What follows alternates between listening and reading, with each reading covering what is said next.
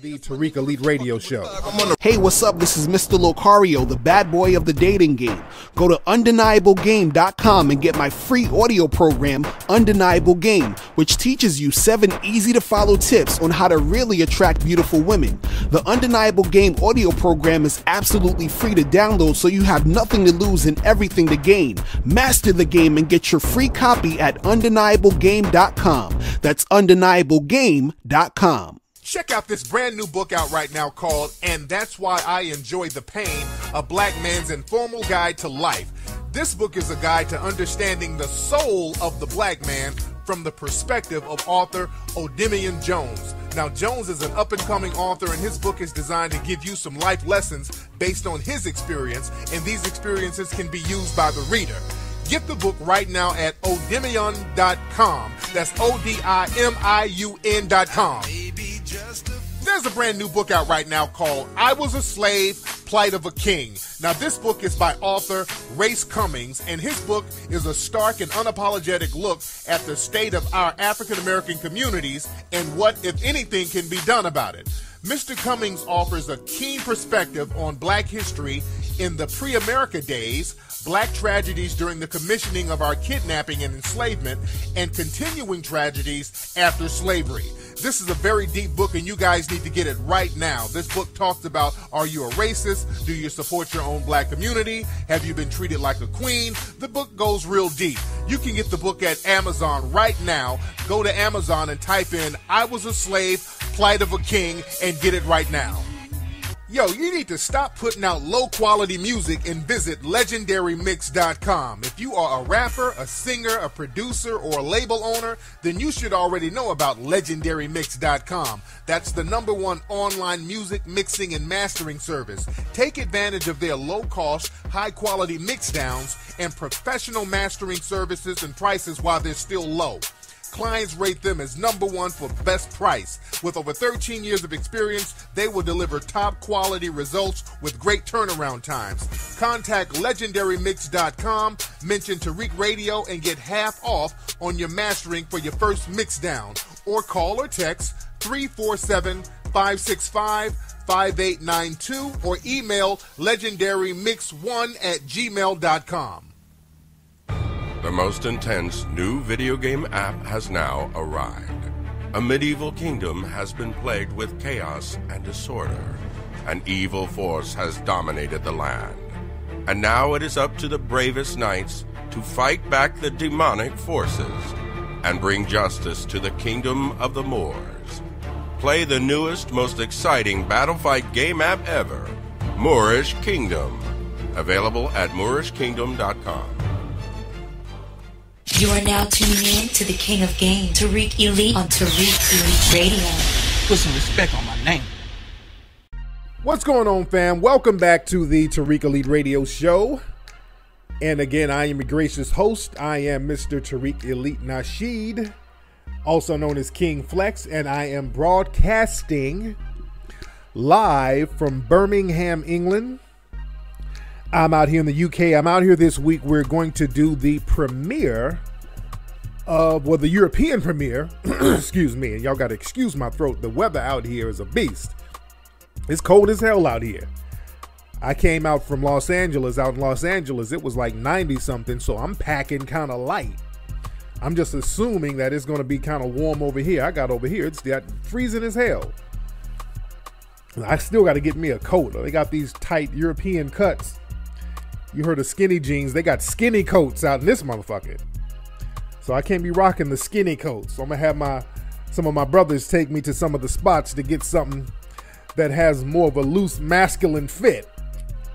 But again, I'm out here in the UK. We're doing the UK premiere for the phenomenal film Hidden Colors 4. And let me shout out to everybody. And I've said this on my last Ustream, but again, I just got to say it again. Shout out to everyone who has supported and watched Hidden Colors 4. I mean, the Hidden Colors 4 is a monster right now. I mean, that Hidden Colors 4 is the talk of the world. People around the world are talking about how they think the film is so phenomenal. Some people are, not some, but many people are saying that this is the best Hidden Colors out of all 4. So people are giving it mad props, and it's taking me by surprise. Excuse me, y'all. God damn, it's cold. It's cold in my hotel. I'm staying out here at the hotel. I got the heat up to shit. You know, they on the Celsius thing, so 26 Celsius or whatever the fuck it is. And I still feel a damn draft. So y'all excuse my coughing and clearing of the throat periodically. But like I said, man, the Hidden Colors 4 film, man, that has taken people by storm. It has really resonated with a lot of people. I mean, when people watch that film, you can see the empowerment in their eyes, man. This movie, something about this one, and I still don't know what it is, to be honest, because when I'm doing these films, understand we're editing for about a year, so I'm seeing the film over and over and over again, so it kind of gets old to me. So after a while, I'm like, okay, this is old to me, so I don't know how the audience is going to see it because I'm seeing it through my own eyes, and I've seen it over and over again. But when a new audience sees it, it blows them away. So it kind of takes me by surprise. And again, I don't know what it is about this particular entry in the Hidden Colors series that really, really, really touches something in people, but people are open. People are going to see this thing multiple times. It has sold out in every theater. The pre-sales of Hidden Colors 4, and I talked about this before, it's the #1 documentary on Amazon based on pre-sales. It's the #1 independent film based on pre-sales, and it's in the top 10 bestseller of all films, and it's going neck and neck with Spider-Man, The Avengers, Captain America, Star Wars, Harry Potter, Hunger Games. It's going neck and neck with them. It's outselling some of those. So this is how deep the Hidden Colors series is, man. And also, this shows the power of the black dollar. This shows that our spending power is more powerful than we've been led to believe. A lot of the mainstream media, they don't want to talk about the success of the Hidden Colors 4 film. We've sold out theaters all around the world, and the mainstream media, they're not saying too much about it. Now, I've done a little mainstream press out here in the UK, but in the US, the mainstream media, it's like hush, hush, hush. You know, because they're not getting their cut, basically, because this is a 100% black financed, black produced, black directed film. There are no white saviors, none of that nonsense. So they've been pretty quiet about it, but we don't need permission for them to say anything. I just want to make a note at how quiet people in the mainstream press, how they've been about it. And that just means we need to keep doing our own thing. We don't need nobody's approval. This is why I'm so proud of all the people who supported the film, because now we've supported something that's comparative to what's out there in the dominant society that they put hundreds of millions of dollars behind. And this is the first time in history a black independent film, forget about black history, but just a black independent film that's 100% independent has gone neck to neck with major blockbuster films as far as DVD sales. So that's something that we should take note of. But I'm going to talk about that a little bit later. Let's talk about some other things that's happening in popular culture. And I'm going to talk while I look for some goddamn socks up in this hotel. So if y'all hear some knocking and scraping and scratching going on in the back, don't trip. One thing I'm going to touch on is that story about the damn gorilla in Cincinnati. I know y'all have heard about the story. In Cincinnati at the zoo, there was a child that made a mistake. Children be fucking around. And the little boy got in the gorilla enclosure and fell down in the little the opening. And there was a gorilla standing over him, and the gorilla kind of dragged the little kid a little bit, not really hurting him, but this is a wild goddamn animal. So what happened at the zoo, instead of tranquilizing the animal, because that would have made the animal more aggressive, they had to shoot the gorilla. And now that they found out that the kid's parents were black, it was a black child all the white supremacists, they're showing their horns. So now all the suspected white supremacists, and let me say this very clear, if you are outraged over a gorilla being killed, but you're not outraged over all of these unarmed black people being killed, I'm going to suspect that you're a white supremacist. Because if you're going to have a hateful indifference towards human beings with melanin, but now you're so outraged over a damn gorilla getting shot, then we just have to suspect that you're a white supremacist. Because that selective outrage, and that's the thing that kills me. A lot of people in the dominant society, when black people are getting shot up and killed unarmed and unjustly, they always act like they can't do nothing. They always act like they're helpless. They always act like they don't know what to do. Oh, I don't know.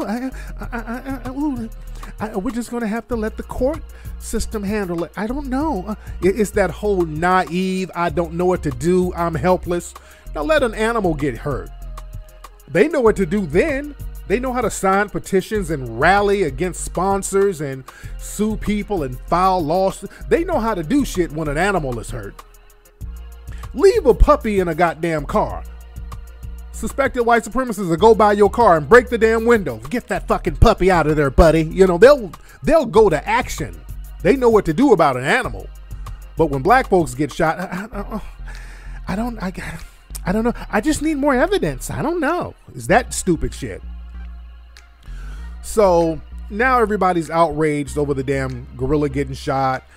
All people in Hollywood, suspected white supremacists in Hollywood, are lashing out against the poor gorilla that got shot. And so many, there are thousands of protest people are signing petitions mad about the gorilla being shot. And you know what that really is? What they really want to say is, how dare you kill a gorilla to save a black child? Because that kid could have got killed. That child could have been killed in there with that damn gorilla. That's still a wild animal. The gorilla was kind of dragging the kid. Even if the gorilla thinks that it's being nurturing, gorillas are hella fucking strong. That's why Michael Jackson had to get rid of Bubbles, and Bubbles is just a chimpanzee. Because Michael said when Bubbles got older, Bubbles got too damn strong and he got dangerous. Those chimpanzees be ripping motherfuckers' faces off. You hear these stories about people owning chimpanzees and then all of a sudden the chimpanzees bit they damn hand off. Those things are real unpredictable. You never know. You all hugging it. You think the chimpanzee is cute. You know, because white people be trying to make wild animals pets. They get an animal and they walking around with the chimpanzee. And they got them dressed up in some goddamn Levi jeans and some skating shoes and got a little hat on the chimpanzee, and the chimpanzee's walking around with a diaper. Then all of a sudden, that chimpanzee breaks bad on their ass and start biting their fucking nose off. Then they act like they don't know what happened. So just imagine the gorilla that's on that rah-rah shit. So that gorilla could have really killed that kid. So when people are complaining about the gorilla being shot, what the hell were they expecting the zoo to do? I want you to ask anybody who's rallying for the goddamn gorilla, what were they supposed to do? You couldn't tranquilize the gorilla. That thing would have flipped out and start biting the shit out that kid. So what were they supposed to do? What the white supremacists were, they like, well, let the kid get killed. Let him get killed. Don't kill an endangered gorilla for a Negro child. That's basically what they're saying. And what's deep, after they found out that the parents were black, all the white supremacists had a field day. They start talking, the mom is ghetto, the thug family. These low down white supremacists, especially at the Daily Mail news, they literally start writing articles about the little boy's father, talking about the little boy's father's criminal record. They literally start doing stories talking about the little boy who fell down in the gorilla thing. They're talking about, well, his father has a long criminal record, which has nothing. The boy's father wasn't even there. From what we understand, it looks like the boy's father wasn't even there. but they're bringing up some criminal record, some old white supremacist neo-Nazi bullshit propaganda. This is how deep and dirty and how that yellow journalism has become prevalent now. And I forgot the writer's name. It was the white supremacist suspect female, Linda something. I can't think of her last name, but she's a dirtbag for writing that. And the Daily Mail UK, whatever the name of the newspaper is, we have to look at them as a suspected white supremacist propaganda machine. That's all it is. But again, with all of this outrage over a damn gorilla, but hateful indifference towards black people being killed, and black people being killed unjustly is being justified because of so-called crime in Chicago, that's that white supremacist nonsense. Excuse me, but I digress.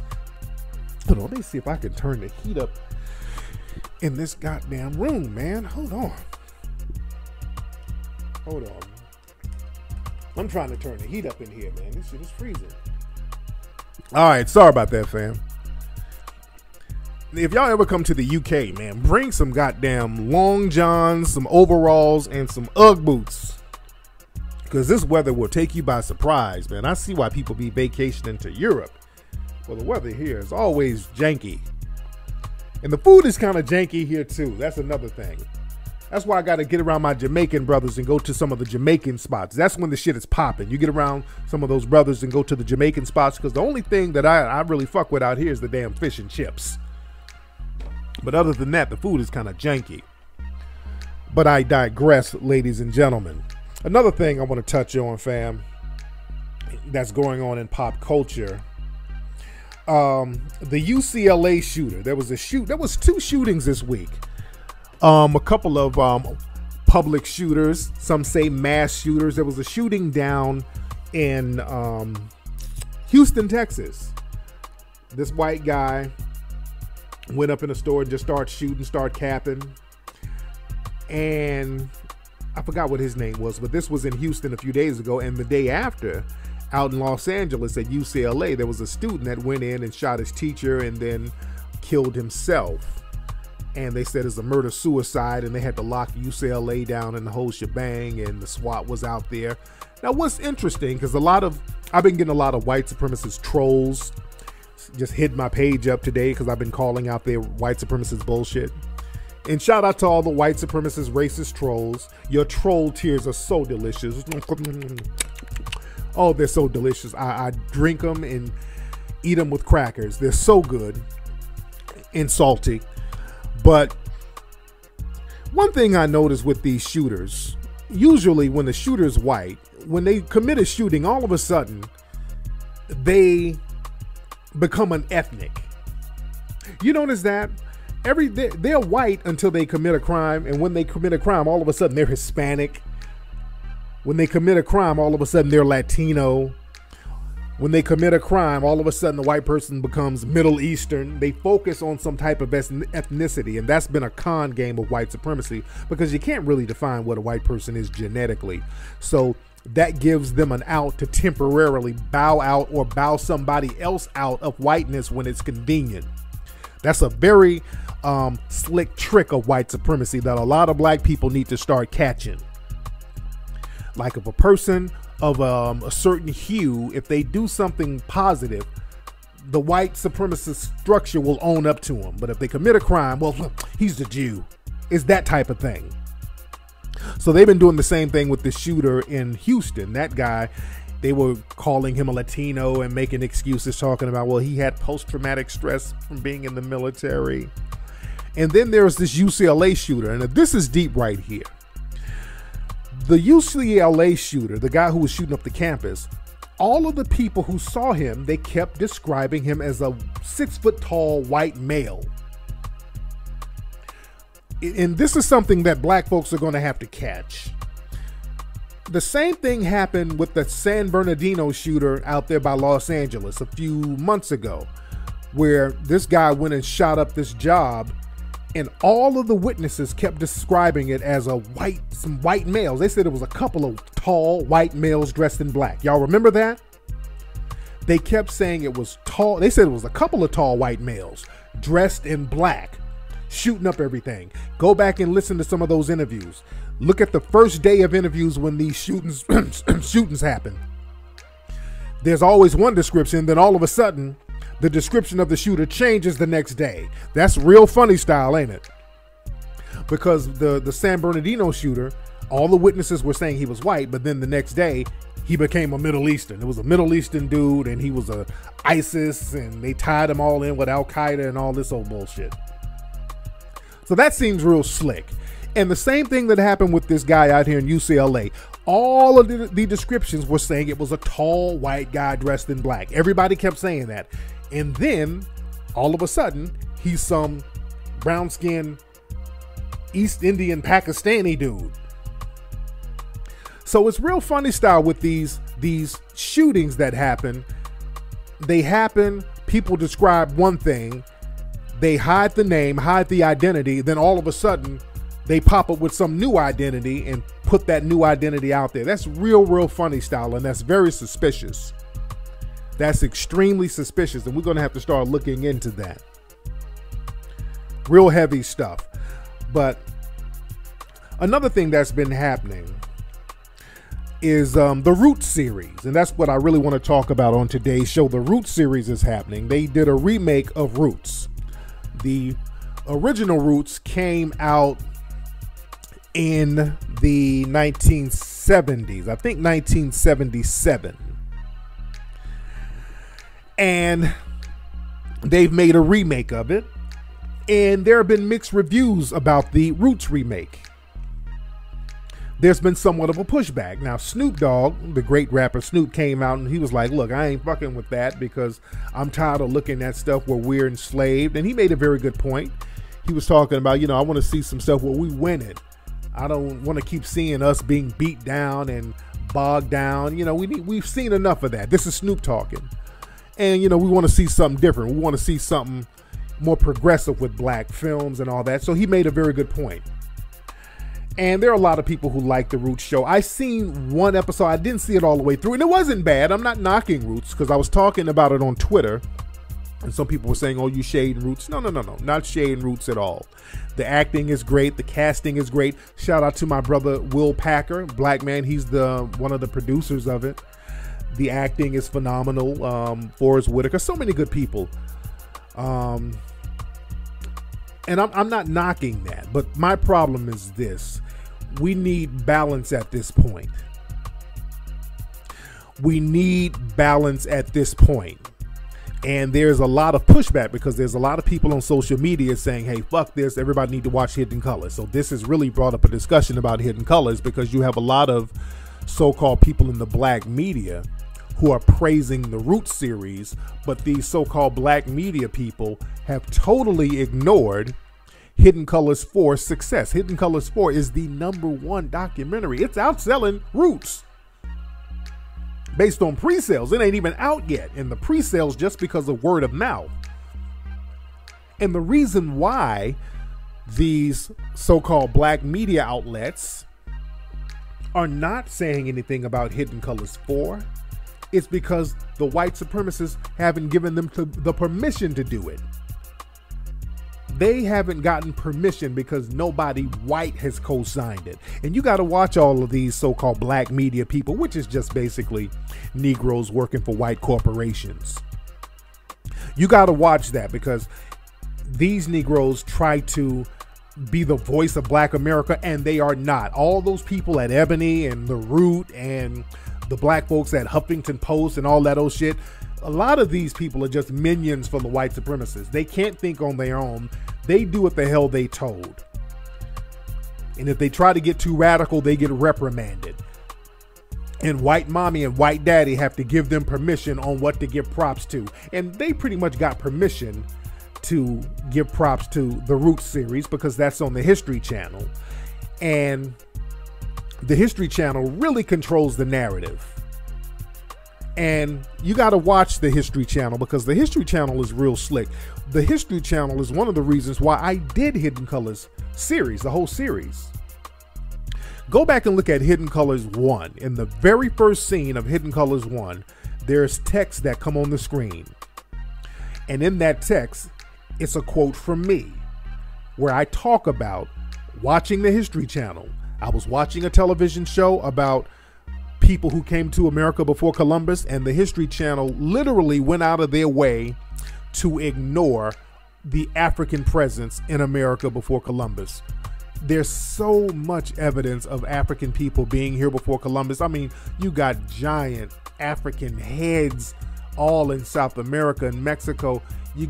I was down in Costa Rica. There's African statues all over the place. And the History Channel literally went out of their way to show every different group potentially coming here before Columbus except Africans. So at that point, I knew it was propaganda. So that prompted me to do the Hidden Color series. Now, with the History Channel, whenever they show black people or African people, they never talk about Africans before slavery, really, or they show Africans always in a primitive light. If they show ancient Egyptians, they always look like Puerto Ricans. So they always tell lies or half-truths. And also, whenever the History Channel promotes or shows anybody black, they show it on their show Gangland. Y'all know they got that TV show Gangland, where they have all these make-believe gangs that don't nobody ever know about. Some of these gangs ain't nobody ever heard about. It's the Shoestring Killers and all this. Who the fuck is the Shoestring Killers? The Shoestring Killers are terrorizing Minnesota. Shut up. These make-believe ass gangs they talk about so they can create that black predator narrative. So the History Channel, they've always been on the fuck shit. And look at the Root series. With the Root series, see, they'll give you something, but then they'll taint it with something else. And that's how the white supremacists get down.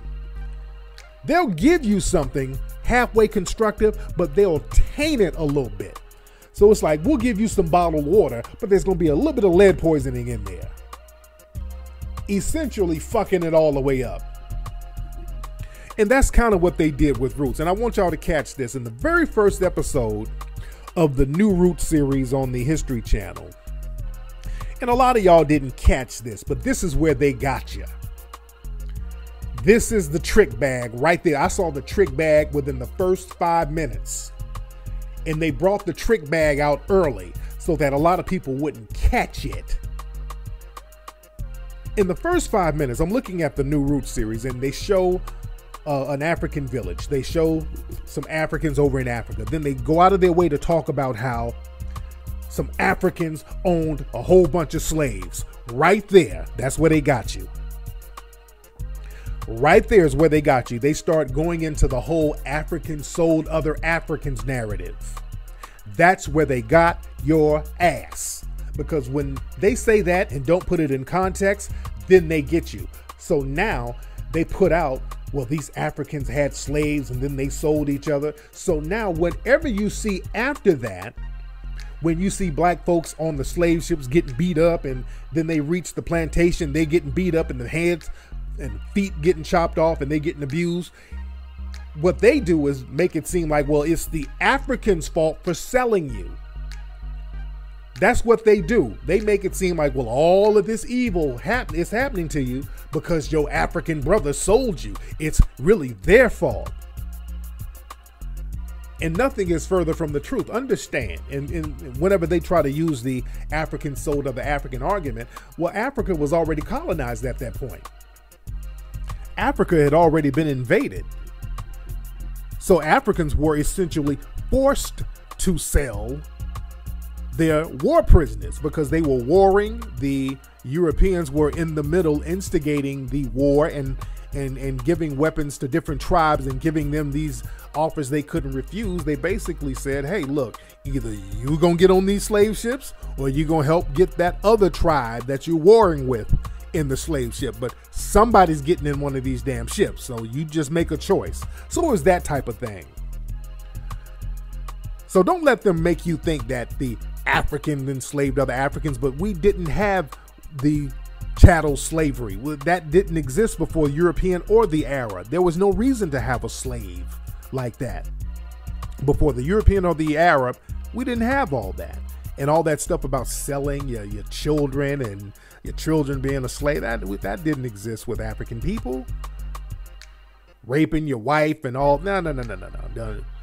The European came up with a whole different project where they chopping off people's feet and all that old stuff if you don't work. And no. No, that's some European shit right there. So that's how they get you in the first 5 minutes. So when you're watching this stuff, and this is another thing, they show a lot of torture, they show a lot of suffering, which happened. And another narrative that they like to put out is like, okay, look, all you black people complaining about how bad you got it now. Look at all these slave movies. Look at how Kunta Kinte got beaten. Look at 12 Years a Slave.